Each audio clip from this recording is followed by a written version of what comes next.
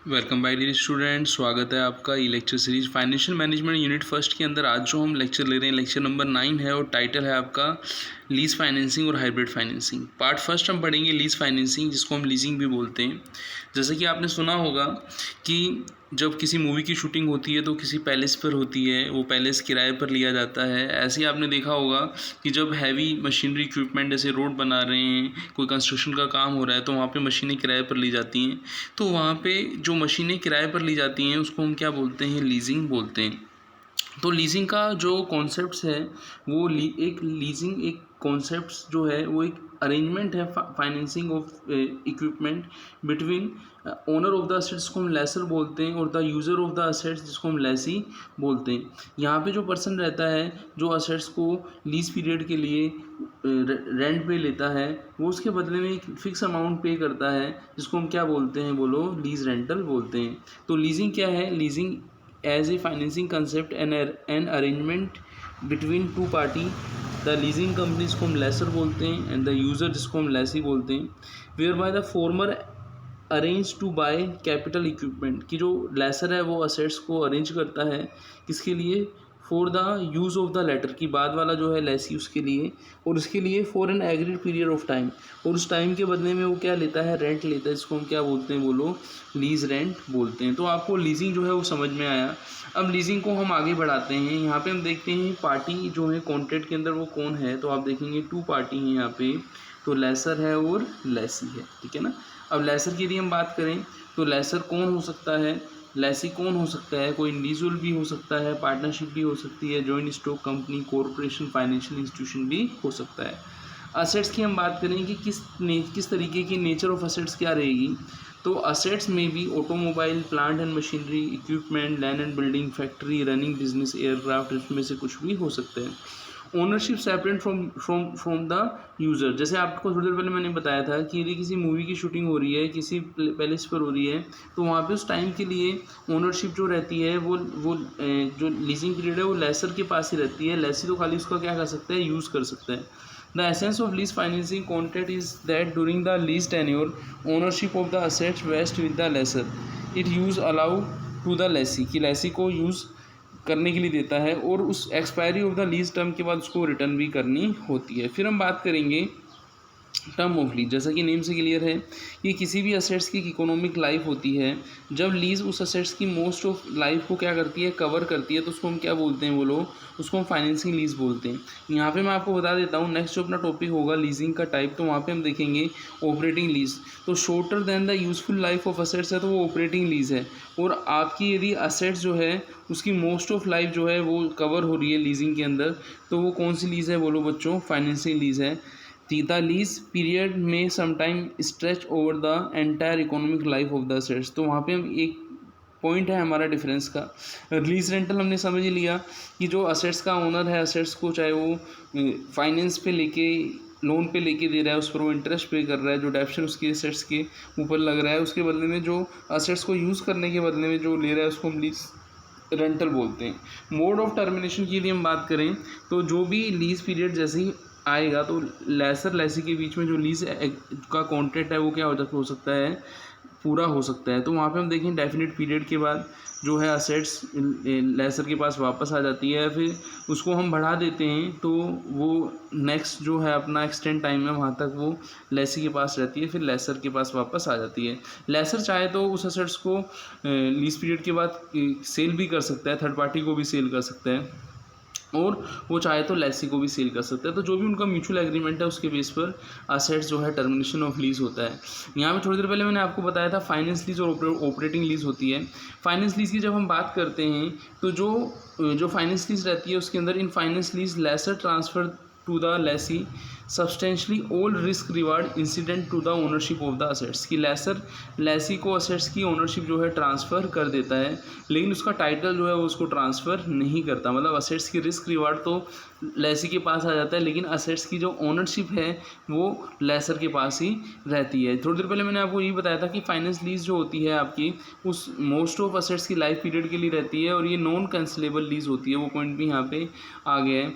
और जब हम बात करते हैं कि लीज के एंड की की जब हम बात करते हैं तो जो भी उनके बीच में रिटर्न हुआ है एग्रीमेंट, उसके बेस पर हम लीज पीरियड को क्या करते हैं, पूरा करते हैं। फिर हम देखते हैं यहाँ पे जो ऑपरेटिंग लीज है, जैसे कि मैंने आपको बताया था कि फाइनेंस लीज यदि आप पॉइंट समझ लेते हो तो आपका इंटरनेशनल जो आपका स्टैंडर्ड बोर्ड है वहाँ पे आपके इंटरनेशनल एएस हैं, और वहाँ पे हम आईएएस की बात करें तो आईएएस भी हैं इंडिया के।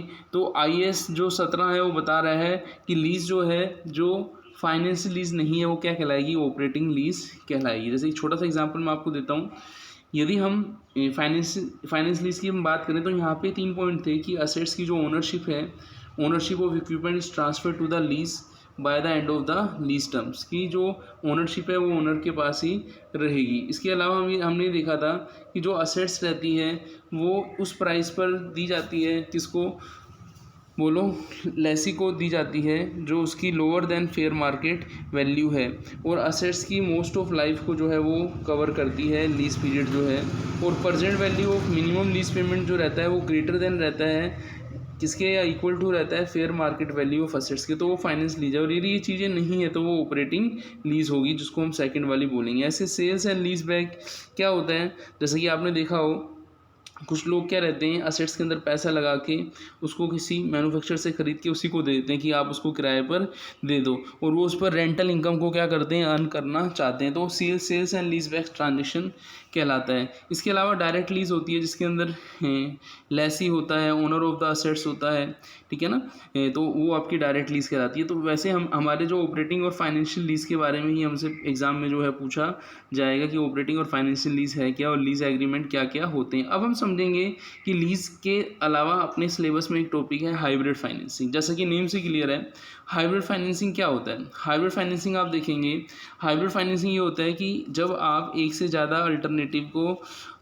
फाइनेंसिंग के अंदर इंक्लूड करते हो। जैसे आपने देखा हो, या तो हम पैसा डेट्स किसे ले सकते हैं, या हम इक्विटी से ले सकते हैं। थर्ड ऑप्शन है डेट्स और इक्विटी दोनों से ले सकते हैं। तो हाइब्रिड फाइनेंसिंग यही बताती है, फाइनेंस एक ऐसा इंस्ट्रूमेंट है जिसके अंदर हम डेट्स और इक्विटी दोनों को हम इंक्लूड करते हैं। और ये जो डेट्स का इक्विपमेंट है, इसके अंदर हम डेट्स के फीचर भी पढ़ते हैं, हम इक्विटी के फीचर्स भी पढ़ते हैं। जैसे एक छोटा सा एग्जाम्पल मैं आपको देता हूँ, आप यहाँ देखिएगा, हाइब्रिड फाइनेंसिंग के अंदर हम प्रेफरेंस शेयर कैपिटल को भी इंक्लूड करते हैं। जब हमने सोर्स ऑफ फाइनेंसिंग पढ़ा था तो वहाँ पे प्रेफरेंस शेयर पढ़ा था, नहीं पढ़ा था, आप कहेंगे यस सर पढ़ा था। हमने वहाँ डिवेंचर पढ़ा था, नहीं पढ़ा था, और डिवेंचर का एक टाइप था कन्वर्टेबल डिवेंचर, हमने पढ़ा था, नहीं पढ़ा था, पढ़ा था। हमने शेयर्स पढ़े थे, नहीं पढ़े थे, शेयर के वारंट्स भी होते हैं। तो हम ये बात कर रहे हैं कि जब हम फाइनेंसिंग के लिए एक साथ हम इक्विटी को भी ले रहे हैं, हम डेट्स को भी ले रहे हैं, हम दोनों को मिक्स करके ले रहे हैं, तो वो हाइब्रिड फाइनेंसिंग कहलाती है। हम देखें यहाँ पे, तो हाइब्रिड फाइनेंसिंग क्या है डेफिनेशन के अंदर, hybrid financing is the financing instrument that partakes some characteristics of the debts and some characteristics of the equity, कि उसके अंदर डेट्स और इक्विटी दोनों के फीचर्स मिलेंगे। मतलब आपको डेट्स के भी बेनिफिट मिलेंगे, उसमें इक्विटी के भी बेनिफिट्स मिलेंगे। जैसे कि आपने कुछ लोगों को देखा होगा, उनको इक्विटी में पैसा लगाना सही लगता है, कुछ ये सोचते हैं कि हमें डेट्स का बेनिफिट भी इक्विटी के साथ मिल जाए। तो ऐसे पर्सन जो डेट्स के साथ साथ इक्विटी का, या इक्विटी के साथ साथ डेट्स का भी बेनिफिट चाहते हैं, उनके लिए बेस्ट ऑप्शन क्या है कि वो किस में लगाएं, वो लोग हाइब्रिड फाइनेंसिंग में लगाएं। देखो कारण क्या होता है, जब हम इक्विटी की हम बात करते हैं तो उससे होने वाली इनकम क्या करती है, वेरी करती है, वो फिक्स नहीं होती। जब हम डेट्स की बात करते हैं तो उससे होने वाली इनकम क्या रहती है, फिक्स रहती है। अदर हैंड हम देखें कि इक्विटी के अंदर हमें ओनरशिप का पार्ट मिलता है, लेकिन डेट्स के अंदर हमें ओनरशिप का पार्ट नहीं मिलता है। तो ऐसी स्थिति जहाँ पे हमें ओनरशिप के अंदर भी पार्ट चाहिए, हमें जो है फिक्स इनकम भी चाहिए, तो वहाँ पे हमारे लिए बेस्ट ऑप्शन क्या रहेगा, हम हाइब्रिड फाइनेंसिंग को लें। तो हाइब्रिड फाइनेंसिंग क्या है, जैसे हम देखें, equity gives the right to have a residual claim on cash flow assets of the firm, have a control over the management, whereas debts represent the fixed claim over the cash flow assets of the firm, but generally do not give the right to control the management। कि जो dates है वो ownership के अंदर हमें help नहीं करता, जबकि इक्विटी हमें ओनरशिप के अंदर भी हेल्प करता है।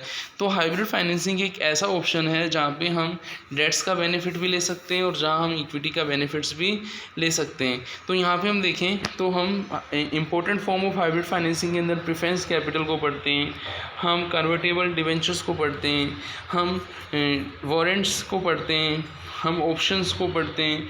जो भी इनोवेटिव हाइब्रिड हैं जिनके अंदर डेट्स और इक्विटी दोनों के जो है फीचर मिलते हैं उसको हम हाइब्रिड फाइनेंसिंग के अंदर पढ़ते हैं। तो इस लेक्चर के अंदर हमने जो लीज फाइनेंसिंग है उसको भी समझा, हमने हाइब्रिड फाइनेंसिंग को भी समझा। तो मिलते हैं नेक्स्ट लेक्चर में, उसमें हम फाइनेंसिंग के किसी नेक्स्ट टॉपिक को समझेंगे। थैंक्स।